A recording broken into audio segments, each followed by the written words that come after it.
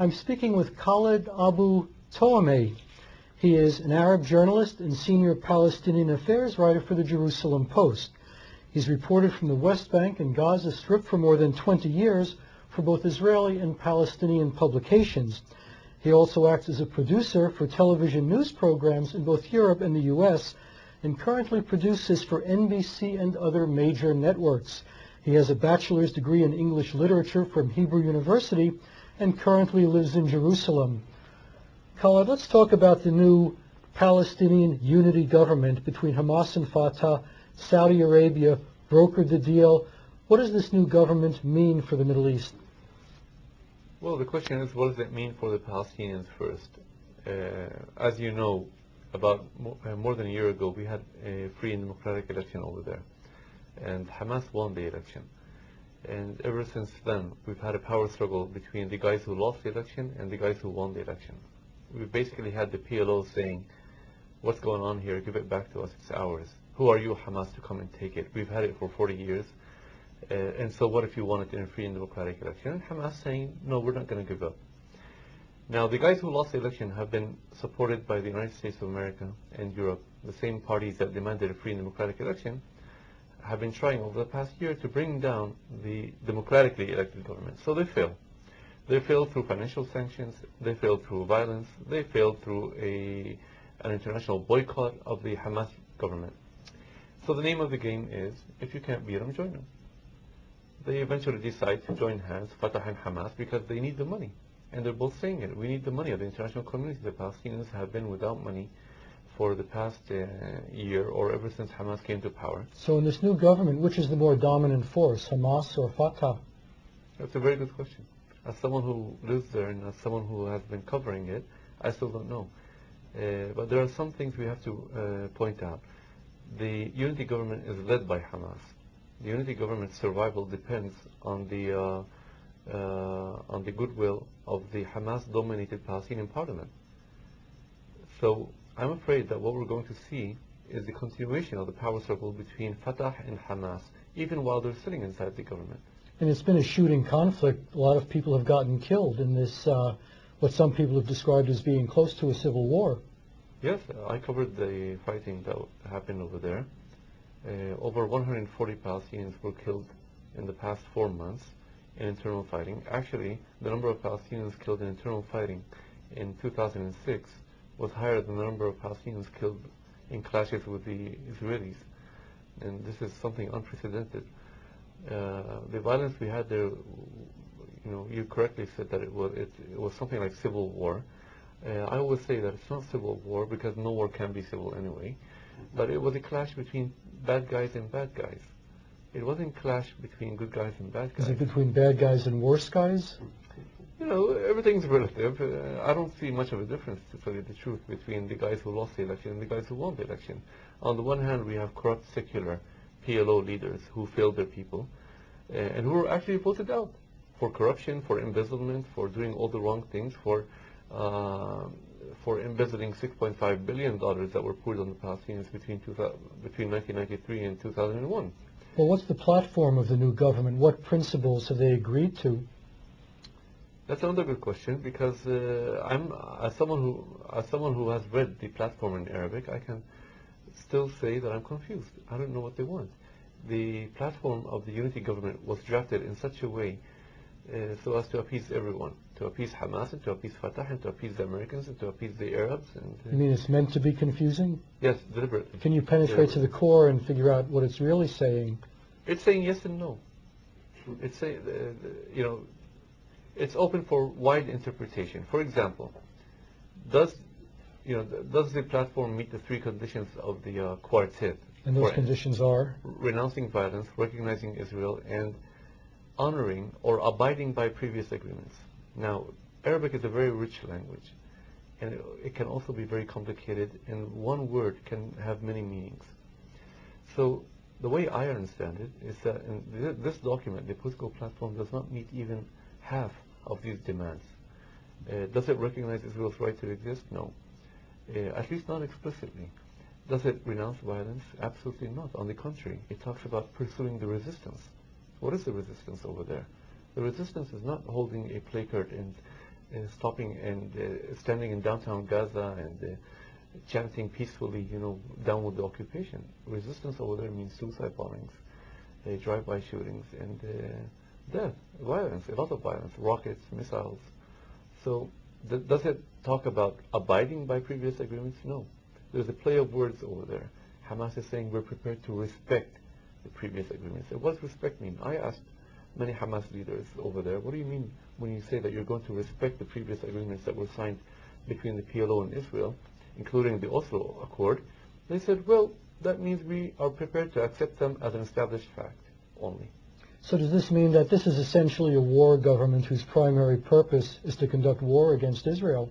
Not necessarily. This is a government whose primary purpose is to get money, to persuade the international community to resume pouring billions of dollars on the Palestinians. Does it look like that's going to happen? Does it look like this new unity government is going to reopen the faucets of Western aid? Absolutely.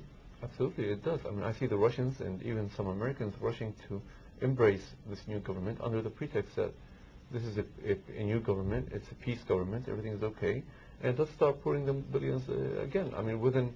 Why are they saying it's a peace government when you just said that they have not agreed to recognize Israel's right to exist or cease violence against it? Because, as I said, it's open for interpretation.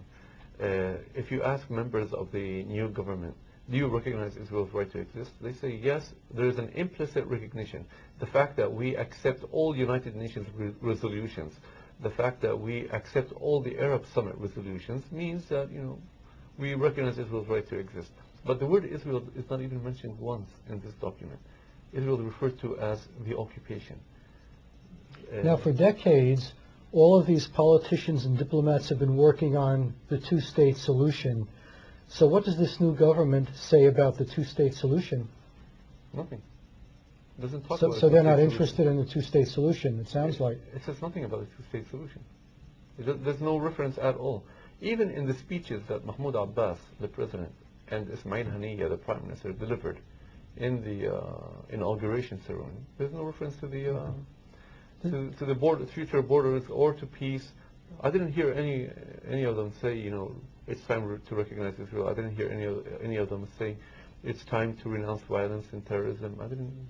So does this mean that the peace process, which so many people have worked on, is essentially at the end of the road? There's no place to go from here, that this is a military conflict that can only be resolved militarily? The peace process died in September 2000 when the Intifada was launched, because this Intifada undid everything. It cancelled, it trampled on the peace, on the Oslo Accords. This Intifada destroyed relations not only between Jews and Palestinians, but also between Jews and Israeli Arabs.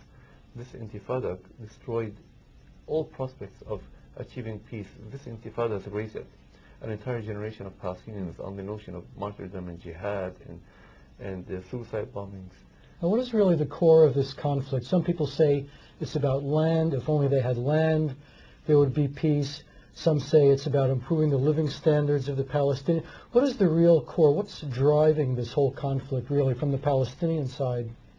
Well, I think it's not only from the Palestinian side, but also from the Arab side. I think there's still a problem in the Arab and Muslim world with accepting or with coming to terms with Israel's right to exist in that part of the world, and that is the core of the problem. It's no longer a territorial dispute. If it was about territory, it could have been resolved a long time ago, because today Israel is prepared to give up most of the 1967 territories and withdraw and give the Palestinians a state. So we see actually in the past 5 or maybe 10 years that this conflict has shifted from a political and national conflict to a religious conflict. It's become Islam versus Jews over there, and that's what it's really about. It's about Israel's very existence. That is the real problem that most Arabs and most Muslims have. The perception remains on the Arab and Muslim street that the Jews came there, stole the land, kicked the Arabs and Muslims out, and the Arabs and Muslims are entitled to go back to their homeland. That's how it's seen. And what would it take for Israel to overcome this? It's not only a problem of Israel. I think it's a problem of the international community also. The only way to change this perception on the Arab street is through education.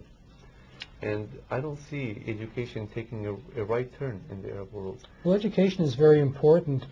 Some people say that if you want to know what people really believe, look at what they teach their own children.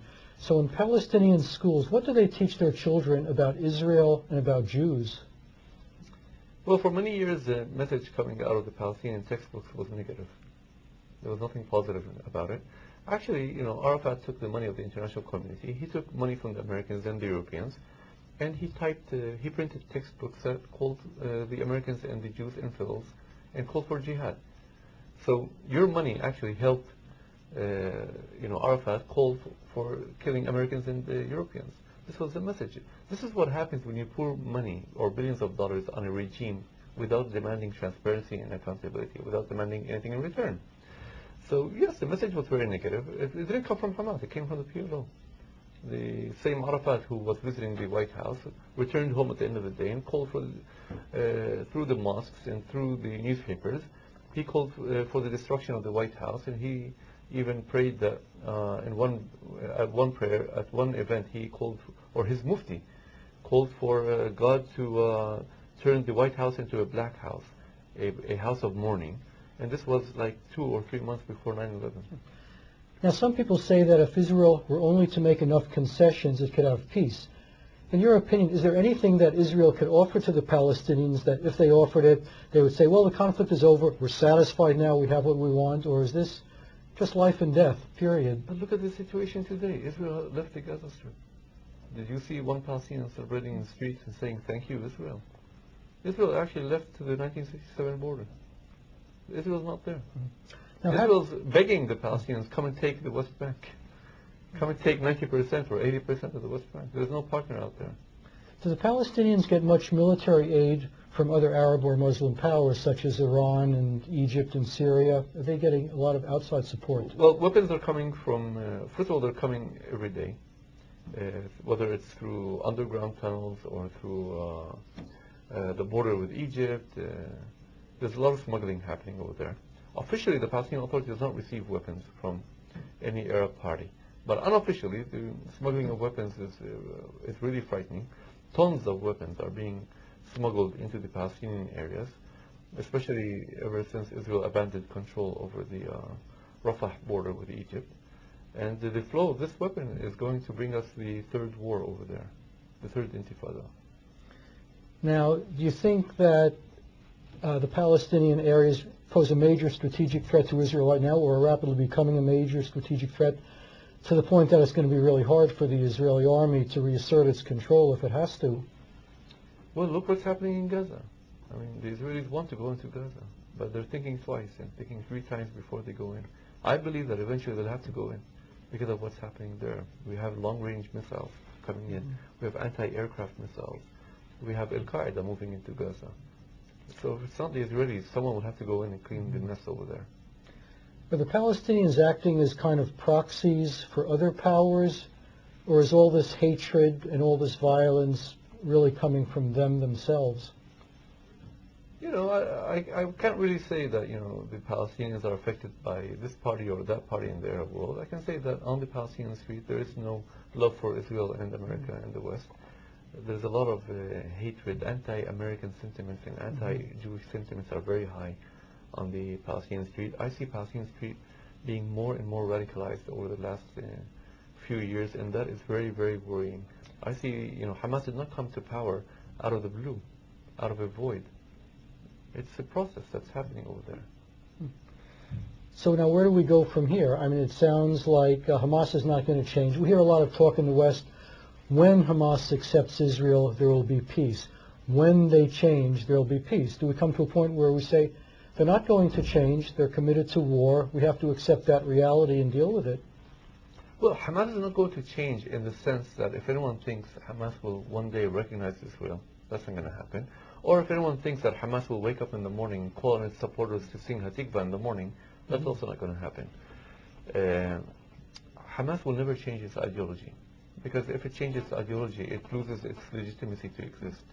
And its ideology is based on the fact that, what they see as a fact, which is that Palestine is Muslim-owned, and you cannot give it to non-Muslims.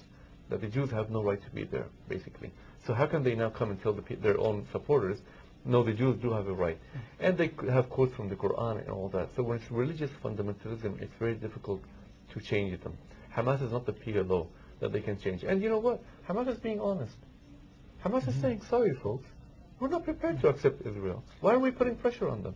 Why are we asking them just to say 3 sentences and everything will be okay? If they say 3 sentences, does that mean they've become a peace now movement?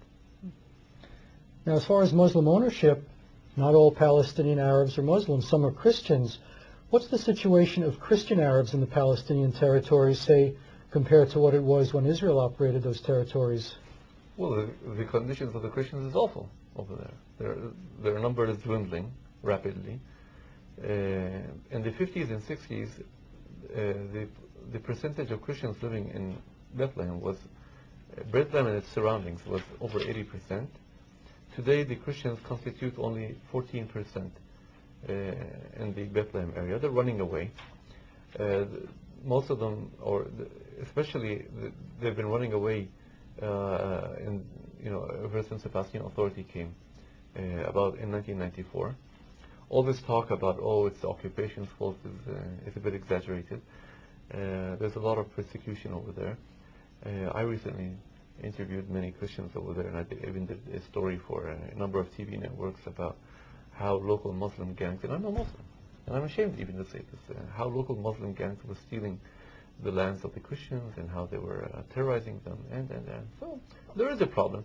I mean, we can't, say that the Muslims are 100% responsible for the misery of the Christians.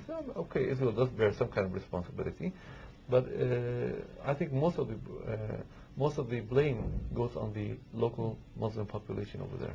If somebody were actually to give the Palestinians a state of their own, do you think they would be viable? There are usually certain criteria that people have to meet to be a state. They need a viable economic infrastructure, a civil society, rule of law, and all those things. Do you think that the Palestinians would be capable of managing the state if somebody were to give them one? Well, what we've seen so far, no. The Palestinians have even proven, and they even say it. They say it. We have proven that we don't deserve a state.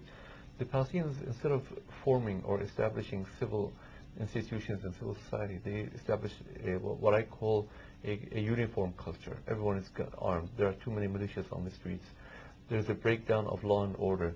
The Palestinian areas are controlled today by militias and gangs and clans and security forces. I don't know. I go to Ramallah. I don't know who's in control over there. It's no longer a matter of economy as much as it's a matter of good governance. We don't have a proper government over there. There's no proper institutions. Nothing is functioning. And once these feuds get started, it might be easier to start a feud than to end one. The Palestinians are not prepared. Look, we missed an opportunity.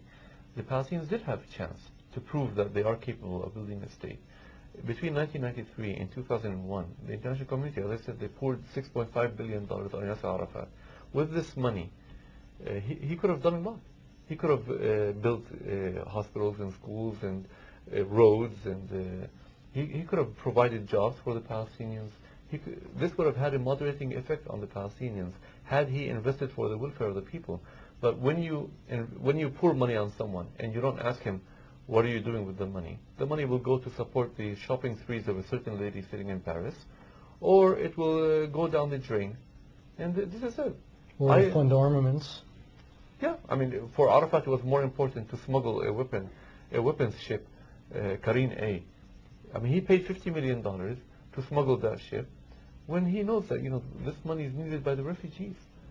So does that mean that the Palestinian leaders are not really motivated by a desire to help ordinary people? Their main goal is to destroy Israel, to drive the Jews into the sea, and Palestinians, they could care less about them. Look, all I can tell you is that, I don't know what their main goal is. I mean, these are very selfish people who only care about themselves. Both Hamas and Fatah have failed their people. One is saying, I don't want to destroy Israel, at least they're saying it in English, and the other one is saying in Arabic, I want to destroy Israel. That's not the problem, I think, because they're both bad. I think the real problem is that we should try as an international community to search for good leaders, the good guys. Not all the Palestinians, fortunately, are Hamas, and not all the Palestinians are Fatah. We need to help the Palestinians build proper institutions. We need to put pressure on the Palestinians to to end this anarchy and lawlessness, this show, what we have in the Palestinian areas is a mafia. But how can the good people gain control if the bad people are still there? If a Palestinian were to stand in the public square in Gaza and say, you know, I don't think the Jews are so bad, I think we should make peace with them, I don't think that would be very safe. Yes, if I stand in Ramallah today and I talk about corruption and anarchy, I'll be shot. You know by whom? By the Palestinian security forces that are funded and trained by the United States of America. So if you want us to emerge, and if you want to see young and new leaders in the Palestinian areas, you have to stop supporting the bad guys. Let's talk about the media a little bit, because you're in media. You've worked for the media both in Israel and the Palestinian territories. How do you compare the experience as far as your ability to report honestly on the facts as you see them? Well, you know, I must admit that there are almost no restrictions on the movement in the West Bank and Gaza for me as a journalist over there. I mean, we're free to go anywhere we want. The question is, do we feel safe when we go to the Palestinian areas? And no, we don't feel safe because people over there, they don't accept criticism. They don't accept independent reporting. They could be hostile to anyone who reports negatively on the Palestinians or on the Palestinian leadership. So have you ever felt threatened there? Because you filed many stories that are not especially flattering to the Palestinian leadership. Yes, of course. I've even received death threats. But I still go back there. You know why? Because I'm not lying. I'm telling the truth. I'd be more concerned and more afraid if I were lying. But I show up in Ramallah every day, despite what I write. And people, the only complaints I hear is, you know, Khaled, what you reported today is 100% accurate and true, but you shouldn't have reported it. Now, this type of criticism does not scare me. Are there any stories in the Palestinian territories that even you would feel were too hot to handle, that you wouldn't dare cover? Well, you know, for me, there is no taboo. I've crossed all the lines. I've done stories about honor killings. I've done stories about killings of so-called collaborators.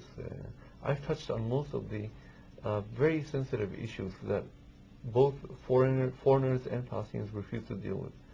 And I believe, you know, this is our job there as a reporter, to show everything.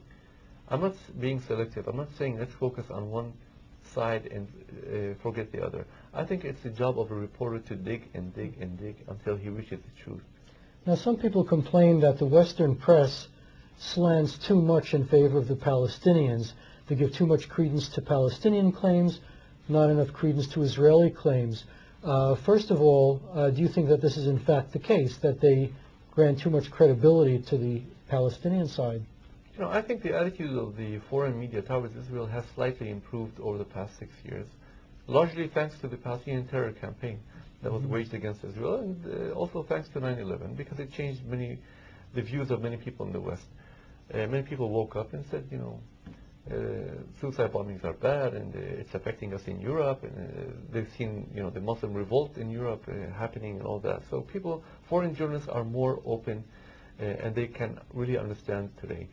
The problem we have over there is that many of the foreign journalists still look at this conflict and say, in this conflict there are the good guys and the bad guys.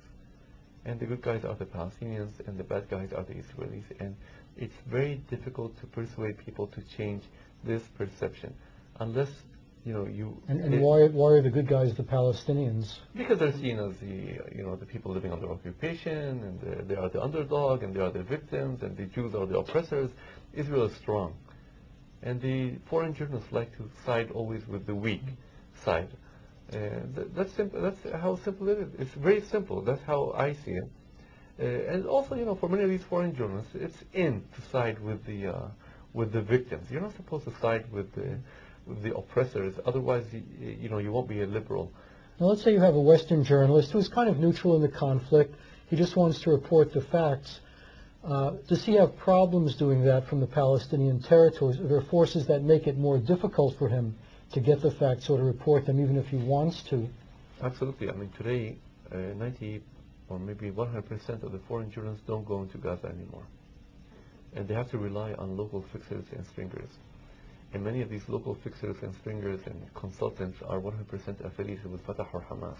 So they're relying for news on the Palestinian leadership itself. No, I mean, whether it's Fatah or Hamas, and this is very bad. because foreign journalists are afraid because they're being kidnapped and they're being killed and they're being harassed in the Palestinian areas, so they have to be very careful. I'm very worried because if you don't have foreign journalists going to these areas, they'll never be able to understand. You can't just sit in your office in Jerusalem or in Herzliya and report on what's happening in Gaza on the basis of what someone tells you. There's not a way to report. What about Palestinian reporters themselves, not foreigners? Can things they write be trusted at all? Well, first of all, they can't write. I mean, they're not free. The question is, where can they write? We have 3 major Palestinian newspapers, and they're all affiliated, or they're all funded by the PLO. They all belong to the Palestinian Authority. Of course, you can write things if you want to say, if you have good things to say about the Palestinian Authority. Otherwise, you cannot write. So there's no independent press there. There are private TV stations, and private radio stations, but they're not independent. There's a difference between being private and affiliated. They're all affiliated with either Hamas or Fatah, and there's no room for self-criticism over there, even in these private TV stations, because the editors themselves practice self-censorship, whether it's out of fear or out of ideology. Now, you work in the Israeli media. Do you think that the Israeli media does a good enough job of defending Israel when it's attacked? There's a lot of slander directed against Israel. There are many accusations that are continually raised. Does the Jewish press do any kind of good job of countering this? You know, sometimes if you read the Haaretz, you will feel that you're reading a Palestinian newspaper.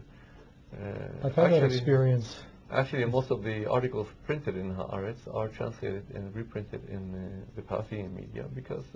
and Haaretz, for the benefit of our viewers, is a left-wing Israeli newspaper. Yes. So, you know, I have many reservations about the way the Israeli media functions over there. I think in the last 10 or 15 years we've seen a deterioration of ethical standards in the Israeli media. And it started with the Oslo process, when the Israeli media blindly supported the Oslo process and refused to ask questions. And it's continuing. It continued with unilateral disengagement, when again the Israeli media refused to raise any questions about, you know, whether it's a good step or a bad step. And later, most of the prominent Israeli journalists and editors even admitted that, you know, we made a mistake. We didn't ask enough questions because we had an agenda. We supported the Oslo Accords. We supported Yasser Arafat. We supported unilateral disengagement. And perhaps if we had asked more difficult questions, we would have been able to change the situation. So what do you think we're going to be maybe 10 years down the road? Do you still think it's going to be a standoff, or is one side going to defeat the other? No, you can't defeat. No, there's no winner or loser in this conflict. The way we should look at it is like this. Between the Mediterranean and the Jordan River, we have 5 million Jews and 4.5 million Arabs, if you also include the Israeli Arabs. And we all live on top of each other and next to each other and across the street from each other. I think the real problem over there is that there is no room for 2 states. The land is so small that it just can't be divided. No wall or fence is ever going to be able to divide it. That is the essence of the problem over there. That is the core of the problem, that no one wants to admit that you can't actually establish a Palestinian state in the West Bank and Gaza, not only because the West Bank and Gaza don't have any territorial link between them, but also because these areas are very small. There's no economy. A Palestinian state cannot be viable. There's nothing over there, so it's just not going to work, and that is a tragedy. So do you think there is any peaceful negotiated solution possible, or is that, you know, barking? The word peace, you know, we have to forget about it, at least for a couple of generations. But what we should focus on now is managing the conflict. The question should be, how do we prevent violence over there? How do we persuade the Palestinians to establish good governance and dismantle all these militias and accept Israel? This can be done through education and through pressure from the international community. As I said before, the Palestinians are 100% dependent on foreign aid. And when they come and ask you for money, it's your right as an international community to demand something in return. You say, fine, I'm going to give you $20 million. Can I please see a free media in Palestine? Ask for something, you might get it. If you don't ask, you'll never get it. So we should search for ways to manage the conflict by keeping, you know, the flame very low, by preventing violence, by persuading both sides that violence does not pay. this is the only way to do it.